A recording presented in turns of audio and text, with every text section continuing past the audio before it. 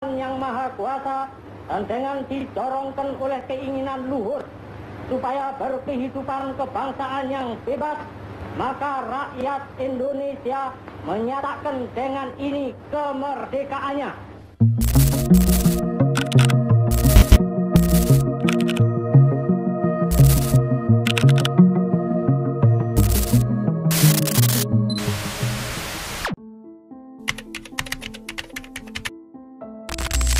Coba bayangin, merdeka itu bukan cuma soal angkat senjata terus teriak merdeka dari penjajah. Kata Tan Malaka, salah satu tokoh pejuang kita yang super cerdas, kemerdekaan itu cuma bisa dicapai sama rakyat yang sadar, terdidik, dan berorganisasi. Tanpa tiga hal itu, merdeka cuma kata kosong. Ini bukan cuma teori, tapi kenyataan yang masih relevan sampai sekarang. Kenapa? Yuk kita bedah satu persatu. Sadar itu artinya melek.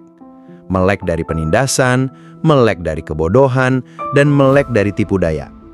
Zaman penjajahan dulu, Belanda bikin kita buta dan tuli biar gampang diatur.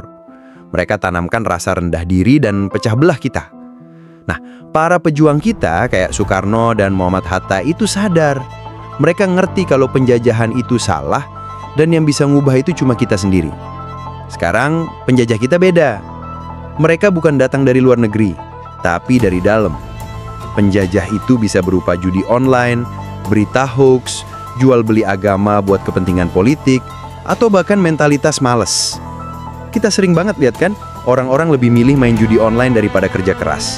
Atau gampang banget percaya sama berita palsu yang sengaja disebar buat adu domba. Kalau kita nggak sadar, kita bakal terus-terusan jadi korban dan nggak pernah maju. Sadar itu langkah pertama untuk ngambil kendali hidup kita, biar nggak gampang dibodoh-bodohi. Kalau sadar itu mata, maka pendidikan itu cahayanya.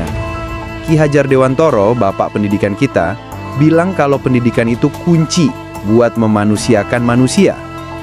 Zaman penjajahan dulu, Belanda sengaja membatasi pendidikan buat rakyat kita. Mereka cuma mau kita jadi buruh yang nurut, bukan pemikir yang kritis. Nah, sekarang kita punya akses pendidikan yang jauh lebih mudah. Tapi sayangnya banyak yang nggak manfaatin. Coba lihat, banyak banget fenomena di mana orang lulusan sekolah tinggi, tapi nalar kritisnya tumpul. Mereka gampang banget termakan propaganda, fitnah, dan diskriminasi. Pendidikan bukan cuma soal dapat nilai bagus di sekolah, tapi soal gimana kita bisa menganalisis masalah, memecahkan masalah, dan mencari kebenaran. Tanpa pendidikan yang benar, kita kayak punya mata tapi nggak bisa lihat apa-apa. Pendidikan itu penting banget, bukan cuma buat bikin kita pintar secara akademis, tapi juga buat ngebangun mental yang kuat. Mental yang nggak gampang menyerah, nggak gampang nyalahin orang lain, dan berani untuk beda pendapat. Pendidikan juga bikin kita punya empati dan toleransi, sehingga kita nggak gampang benci sama orang yang beda keyakinan atau pandangan politik. Kalau sadar itu niat dan terdidik itu alat, maka berorganisasi itu kekuatan dan pergerakan. Sultan Syahrir, salah satu pemimpin yang suka kerja di balik layar, bilang kalau pergerakan itu harus terorganisir biar efektif. Dulu para pemuda berorganisasi dalam Budi Utomo, Sarekat Islam, dan organisasi pergerakan lainnya. Mereka sadar satu orang nggak bisa ngelawan penjajah. Tapi kalau bersatu dan terorganisir, mereka bisa jadi kekuatan yang besar. Sekarang mirisnya banyak dari kita yang sibuk sendiri-sendiri. Asik sama gadget masing-masing, cuek sama masalah di sekitar, dan gak peduli sama nasib orang lain. Kita sering banget lihat kan orang-orang lebih milih main judi online daripada kerja keras. Atau gampang banget percaya sama berita palsu yang sengaja disebar buat adu domba.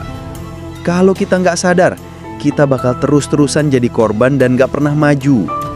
Sadar itu langkah pertama untuk ngambil kendali hidup kita, biar nggak gampang dibodoh-bodohi. Sekarang coba kita lihat. Di satu sisi, banyak rakyat yang sibuk dengan hal-hal nggak penting. Judi online merajalela sampai bikin keluarga hancur. Hoax disebar seenaknya dan banyak yang percaya, bikin kita gampang diadu domba. Penjualan agama buat kepentingan politik jadi pemandangan biasa. Ini semua bikin kita jadi masyarakat yang individualis, apatis, dan gampang terpecah belah. Kita kehilangan rasa empati dan solidaritas yang dulu jadi modal para pejuang kita. Di sisi lain, kita juga lihat kondisi pemerintah yang jauh dari kata ideal. Kebijakan yang nggak pro rakyat, korupsi yang seakan jadi budaya, dan nalar kritis yang seolah mati di hadapan kekuasaan. Ini semua bukti kalau kemerdekaan yang kita raih dengan susah payah masih rapuh. Tapi jangan pesimis, ini bukan akhir dari segalanya. Ini adalah panggilan.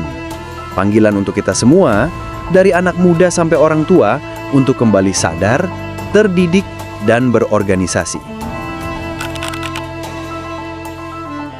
Kalau Tan Malaka bilang kemerdekaan itu hanya dapat dicapai oleh rakyat yang sadar, terdidik, dan berorganisasi, maka sekarang saatnya kita membuktikannya. Sadarlah, bangun dari tidurmu, pahami masalah yang sebenarnya. Jangan biarkan dirimu dibodohi oleh berita palsu atau janji-janji kosong. Terdidiklah, gunakan akal sehatmu, baca buku, ikuti diskusi, tanyakan segalanya, dan jangan pernah berhenti belajar.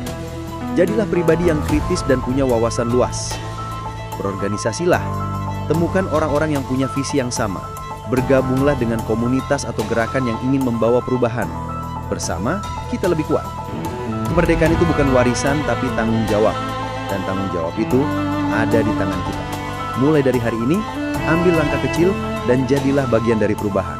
Karena kalau bukan kita, siapa lagi?